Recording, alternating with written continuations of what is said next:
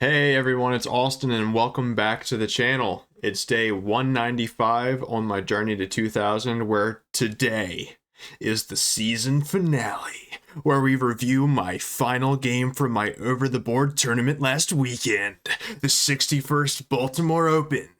Okay, let's swap the scene and turn on some music and try not to be absolutely stupid for the remainder of the video. Okay, so yeah, this is the fifth and final game. I'm 3-1 going in.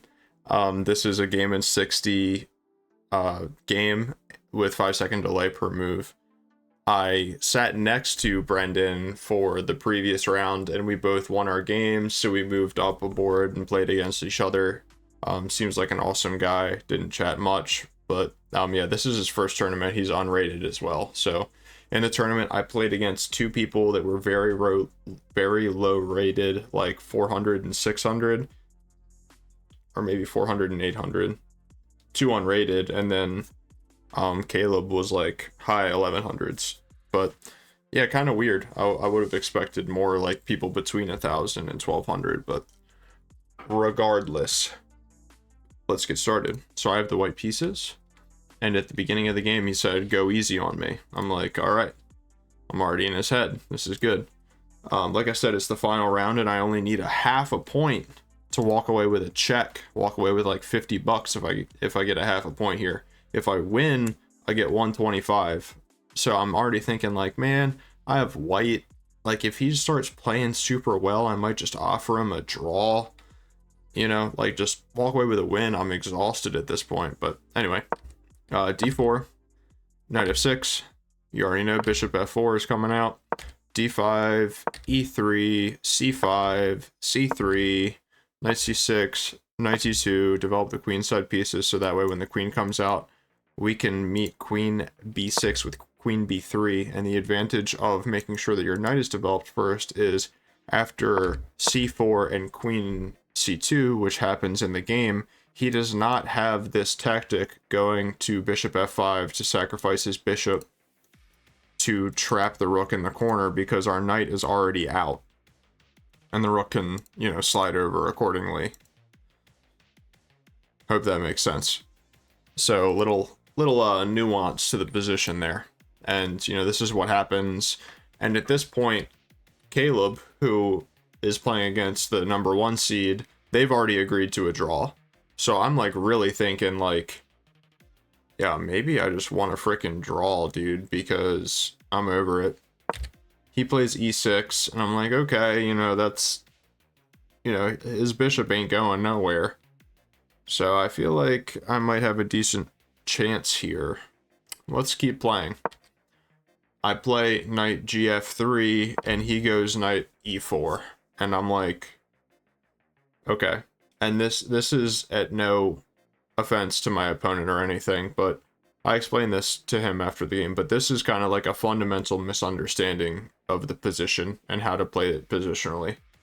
And it was at this point that I knew that like I'm not going to go for a draw. This allows me to split his pawns and win a pawn immediately, and it's worse than that because his center kind of falls apart. And that comes with knight takes, pawn takes, and knight back to d2. I'm hitting both pawns here and there's no way to defend both. And again, his center kind of just collapsed. If I win the e4 pawn, then he basically has no presence in the center. I can move my knight back, play e4 myself, and basically just enjoy a very good position. The b3 pawn break is always an idea when there's a pawn on c4. We talked about that in one of the previous videos. So I'm like, okay, he thinks for a while here, and I'm like, which pawn are you going to defend? He chooses to defend the c pawn. So I take the e pawn. I was kind of expecting this move, in which case I would just come back and then try to gang up on this pawn. But he goes bishop d7, and to me this came with a pretty obvious idea. When my knight comes back, he wants to defend the pawn with bishop b5. So I'm kind of like, that's fine. I think that I want to prepare to castle first, so I'm just going to play bishop e2 and castle. I'm up a pawn, I have a better center, and my pieces are looking great here. So I play bishop e2. He long castles, and I'm like, I told him after the game, I said, I feel like long castling was suicidal. I mean, regardless of if I play this or not, play this correctly or not, I'm like, this is insane, right? I mean, absolutely crazy to line up. Like, all my pieces are already over here. Anyway, I think I've belabored the point. I castle, and he plays f6, which just felt a little bit too slow. I think he's trying to build for e5 here, but even then, that's just a free pawn. So I was like, all right, well, let me go back and hit on this pawn, and this also helps prepare b3 because the knight will help defend that square. So now he defends like we expected. I was contemplating a4 here, which kicks out his bishop, but then I don't ever have b3 with the idea to take back with a pawn.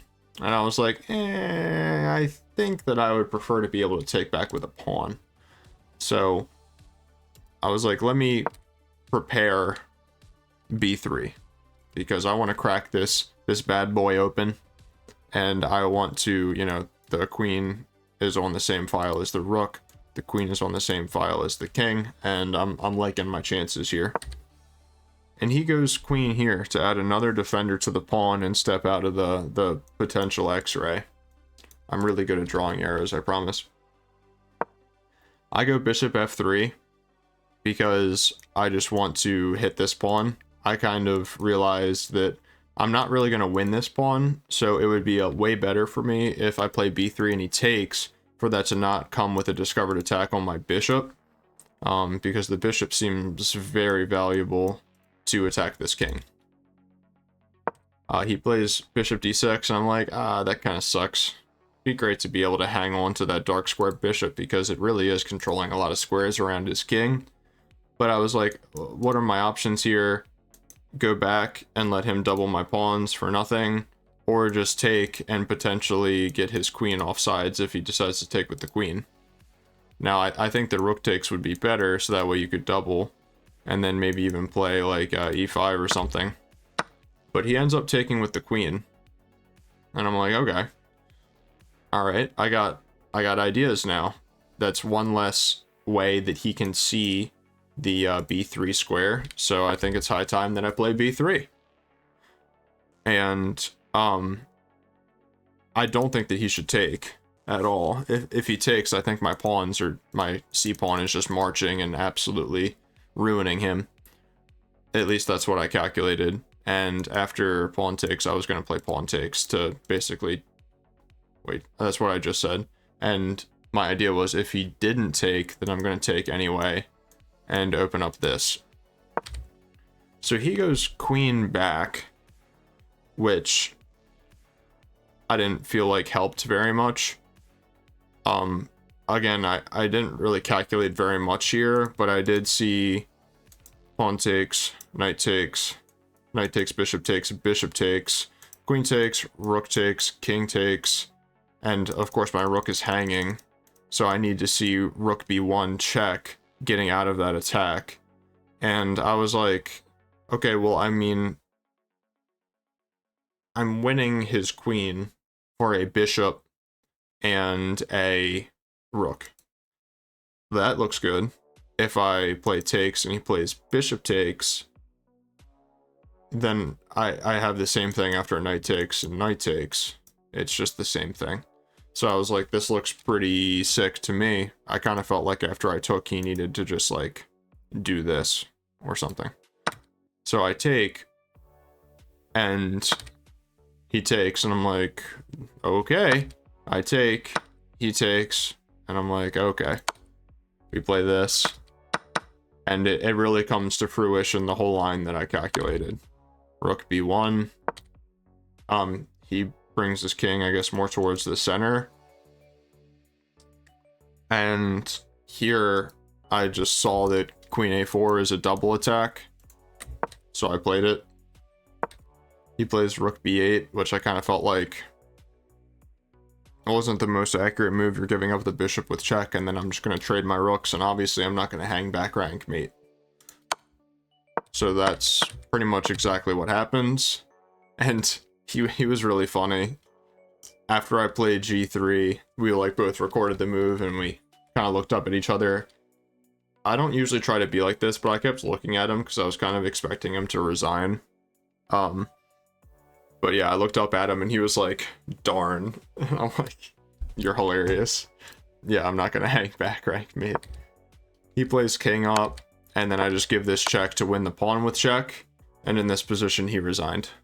So yeah, this is a super short game. If I have to guess, I would say that I'm sure that his like endurance was just kind of getting to him. You know, it's a long tournament. It's a lot of games across 2 days, especially for somebody. He has never played a tournament before, and like, I mean, regardless, it's really exhausting in my opinion to play for 2 days straight, especially his game before this one. His round 4 game was really grindy as well, just like mine. So it's tough in the endurance aspect. So let's swap over to the analysis. So I played this with an 89 with only 2 inaccuracies, no mistakes, misses, or blunders. So we take those. So this is all book. This is all standard stuff. We reviewed the idea of c3 compared to knight f3 in the previous game that I played white against Alex Duffy. Knight c6 is standard. Knight d2 is standard. Queen b6 is standard. Queen b3 is standard. Standard. And here I was kind of expecting this. Bishop g4, just getting the bishop outside of the pawn chain. It's not the best move, but it's an excellent move. It was better than e6. This is giving 0.45. So we just play knight gf3. And then yeah, this is a pretty big mistake. Takes. And then knight d2. I'm just, like I said, I'm just hitting 2 pawns. He defends. So it wanted this. Okay, let's look at this. Let's play en passant. Here we're just swarming. And I think it doesn't matter that we're not winning a pawn because our queenside majority at this point is just insane. Yeah, just wants knight c6 to get out of the way of the tempo coming. But even still, b4 comes. Not even taking this pawn, just like queen d8, b5. Leaving the pawn on c3 so that way the knight can't come forward. Yeah, this also just makes a ton of sense. Basically just being a little bit more patient. But that's only a difference of, you know, 0.17 on the eval. Best move by him, bishop d7. I wanted knight back right away, but just like the previous like 2 or 3 games, I just wanted to get my king castled before I did anything. f6. We play knight back now, and now this is an inaccuracy. It wanted b4. Okay. Knight c6. What about en passant? A takes, and now this is like +5. e5. That's just a free pawn, though. I mean, I guess you're hitting this pawn, so maybe we push first. No, it just wants d takes. D takes.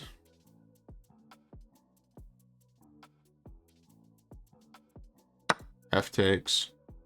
Bishop takes. What happens if you take this? We just pin it, right? And then we win it back.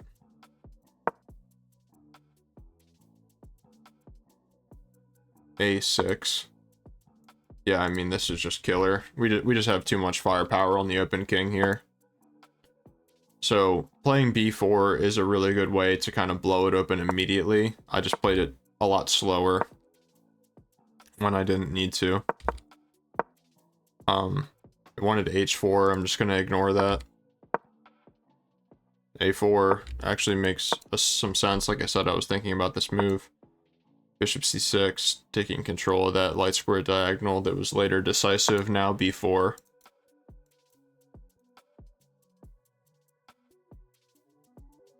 Okay. Knight takes, but okay, no, the queen is hit. Duh. Okay. So I just didn't see this combination. That one looks pretty spicy. It wants knight c4. Discovering an attack on the a4 pawn while simultaneously blocking vision of the bishop. Queen a2. Threatening discoveries while simultaneously defending this pawn. Except not really, because that pawn can be taken. So what happens if we play queen takes? You drop a piece. So yeah, not really. And if you play this, then it's just a discovery. Very nice.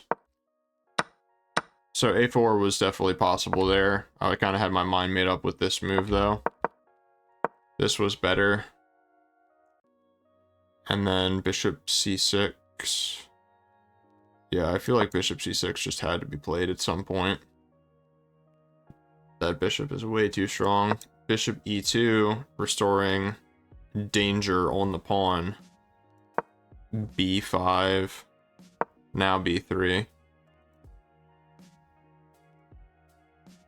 Yeah, look at that. King d7, best move. Just start running the king to the other side. But I play b3.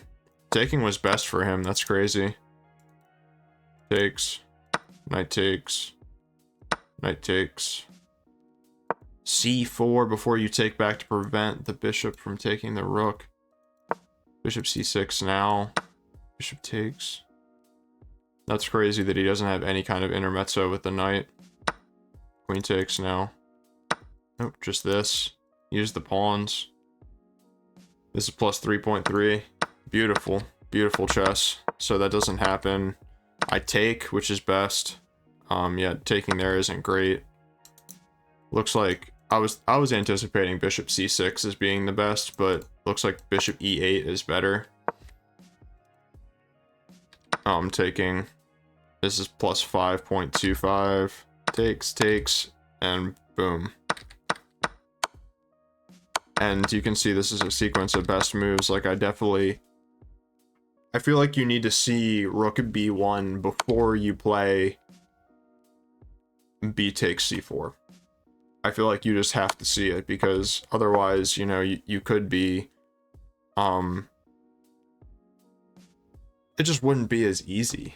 I mean, it's definitely still winning for white, but it's like, you definitely got to see that move, I feel like. Queen a4 best. This. And it wanted queen back to a4, I guess, to win the a7 pawn. But I do it this way. Okay, so this is a much shorter video, because, I mean, it's a pretty short game. And honestly, it was pretty fast as well. Like I said, it was game in... Oh, I keep saying game in 60. It was not game in 60. It was game at 90. Both of these rounds, 3, 4, and 5. I don't know why I keep saying that. Yeah, so it was an hour and a half per side. Up to, you know, like 3 hours total playing the game. And yeah, this game was over in like 40 minutes versus 3 hours. So I was very glad that it was formulated the way that it was, where I could just walk up to the tournament director, tell him, hey, I scored 4 points.